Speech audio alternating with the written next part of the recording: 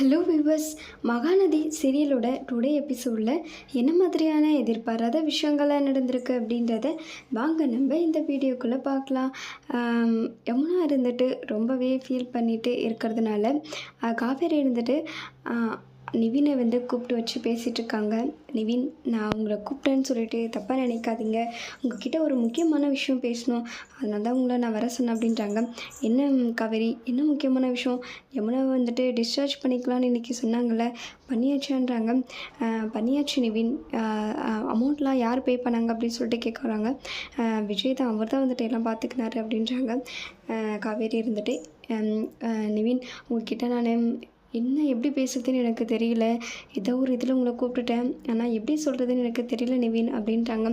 என்னாச்சு காவேரி, எதை பற்றி பேசுகிற அப்படின்னு சொல்லிட்டு கேட்குறாங்க. யமுனாவை பற்றி தான் நான் பேசலான்னு இருக்கேன்றாங்க.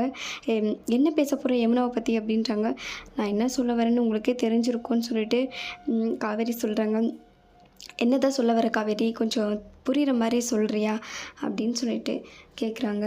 அதுக்கப்புறம் காவேரி இருந்துட்டு, நீ யமுனாவை வந்துட்டு கல்யாணம் பண்ணிக்கிறியா நிவின் அப்படின்றாங்க. அதை கேட்டதும் என்ன சொல்கிற காவேரி அப்படின்னு சொல்லிட்டு ஷாக்கிங்காக பார்க்குறாரு.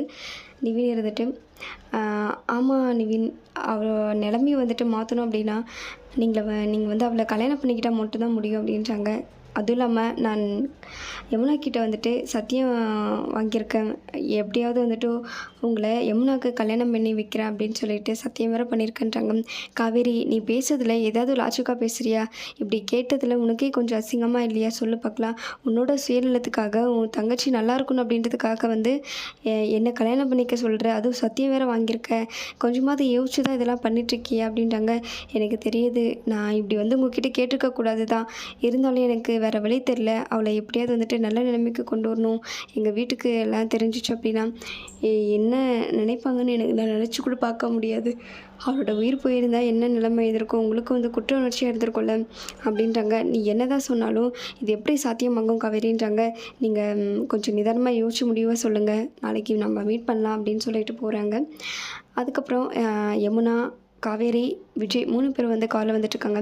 விஜய் வந்துட்டு, என்ன அப்படியே சைலண்ட்டாகவே வந்துட்டுருக்கீங்க, கொஞ்சம் கூட பேசவே மாட்டீங்களா அப்படின்றாங்க. யமுனா வந்துட்டு சிரிக்கிறாங்க. காவேரி வந்துட்டு, என்ன பேச சொல்கிறீங்க, பேசாமல் காரை தான் ஓட்டுங்களேன், உங்களால் வந்துட்டு சைலண்ட்டாகவே இருக்க முடியாதான்றாங்க.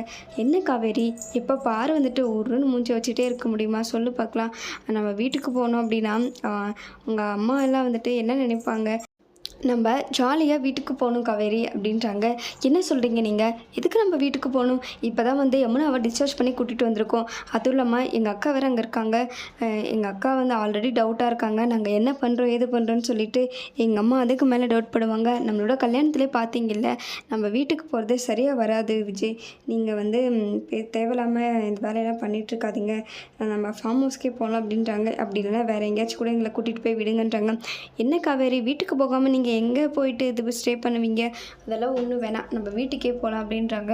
நீங்கள் ஃபஸ்ட்டு காரை நிறுத்துங்க அப்படின்னு சொல்லிட்டு காவேரி கேட்குறாங்க. அதுக்கப்புறம் விஜய் திட்டு, கொஞ்சம் பொறுமையாக இரு காவேரி, நான் சொல்கிறத கேளுன்றாங்க. நான் எதுக்கு நாங்கள் சொல்கிறத கேட்கணும் அப்படின்றாங்க. அதுக்கப்புறம் விஜயோட ஃபார்ம் ஹவுஸ்க்கே போயிட்டு காரை நிறுத்துறாங்க. ஓ, இதுதான் உங்களோட ஃபார்ம் ஹவுஸா அப்படின்றாங்க. அதை முதல்ல சொல்ல வேண்டியது தானே, இங்கே தான் கூட்டிகிட்டு வரேன்னு சொல்லிட்டு எதுக்கு இப்படி மாற்றி மாற்றி பேசுவீங்க அப்படின்றாங்க.